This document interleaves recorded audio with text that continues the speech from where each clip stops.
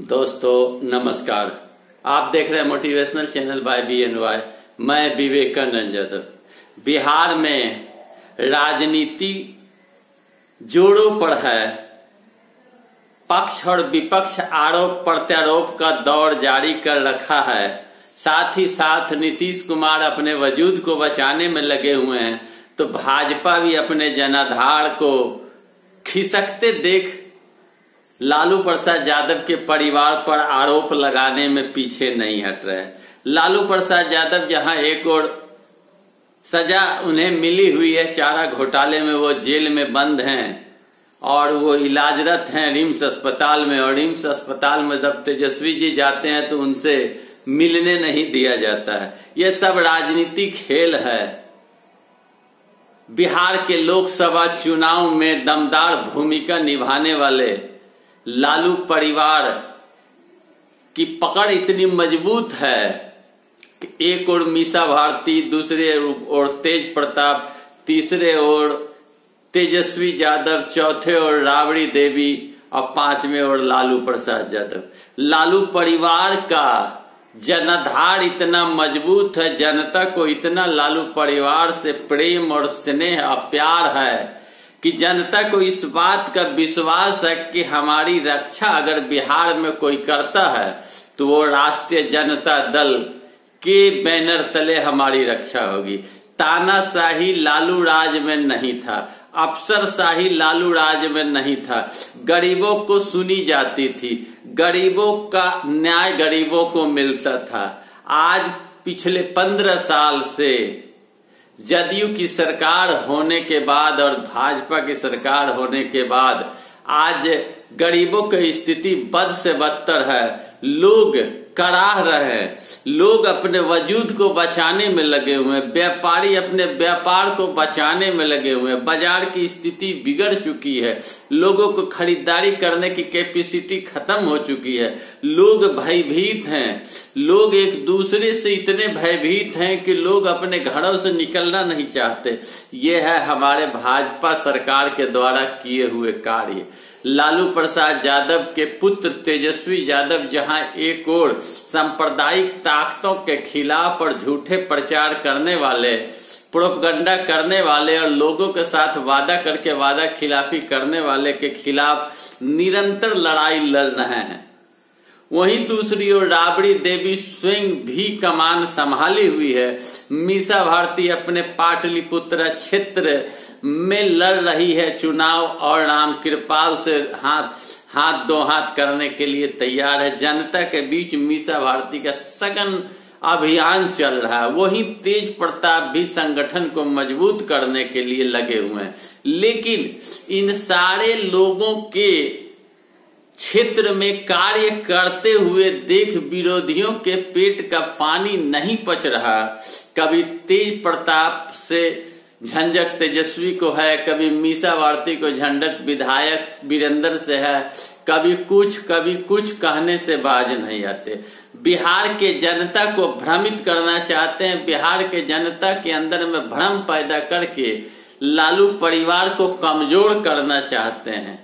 एक बात समझने की है जो दोस्तों आप सबों को समझना है। क्या रामविलास पासवान 6 में 3 सीट अपने भाई और बेटा को देते हैं? क्या लालू प्रसाद यादव को अपने पुत्रों को राजनीति में रखने का अधिकार नहीं? क्या लालू प्रसाद यादव अगर अपने पुत्रों और बेटियों को राजनीति में लाए तो क्या गुनाह किए? डॉक्टर अपने बेटा को डॉक्टर बनाना चाहता, वकील अपने बेटा को वकील बनाना चाहता, बिजनेसमैन अपने बेटा को बिजनेसमैन बनाना चाहता, पदाधिकारी अपने बेटा को पदाधिकारी बनाना चाहता, तो अगर सांसद, विधायक और मुख्यमंत्री अपने बच्चों को अगर बनाना चाहता, राजनीति में लाना चाहता, तो इसमें बुराई क्या? बुराई ये है कि वो दलितों, पिछड़ों, अति पिछड़ों, अल्पसंख्यकों और हरिजन अल्पसंख्यकों, पिछड़ों की बात करते हैं।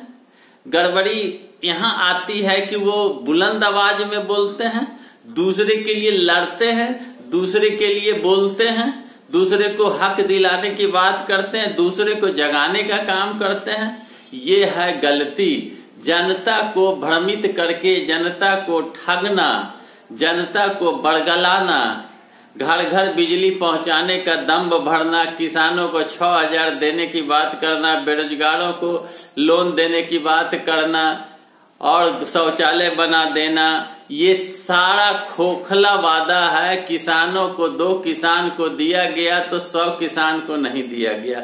आज जितने भी भारत के किसान हैं, नरेंद्र मोदी के किए वादे के मुताबिक किसी को पैसा नहीं मिला। आज हर घर में शौचालय नहीं बना, कागज पर बना और नारा में बना। हर घर में बिजली नहीं पहुंचा, रोजगार नहीं मिला, लोगों को राहत नहीं मिला। हर वादा झूठा और खोखला ये भारत सरकार की है। अभी अभी भारत सरकार की एक नया योजना निकली है, एक नया आदेश निकला है कि जो किसान लोन लिए थे और चुकता नहीं किए और उन्हें माफ कर दिया गया, वैसे किसान को अब ऋण नहीं दिया जाएगा। उन्हें डिफॉल्टर कहा गया है, उन्हें ऋण नहीं मिलेगा। अब बैंकों द्वारा या किसी भी संस्थाओं द्वारा वैसे किसान को ऋण नहीं दिया जाएगा। फिर एक बार किसानों के साथ दगाबाजी सरकार ने किया। जो किसान लोन लिए और नहीं चुकता कर सके तो भारत सरकार या राज्य सरकार माफ की, तो सरकार की गलत नीति देखें आप कि उस किसान को ब्लैक लिस्टेड कर दिया गया कि अब आगे से उन्हें लोन प्राप्त नहीं होगा। फिर आपकी योजना कहाँ है? फिर आपने क्या वादा किया? आपने खाता में पैसा ट्रांसफर करने की बात करी, लेकिन आज तक किसी को कहीं खाता में पैसा ट्रांसफर समय पर नहीं हुआ।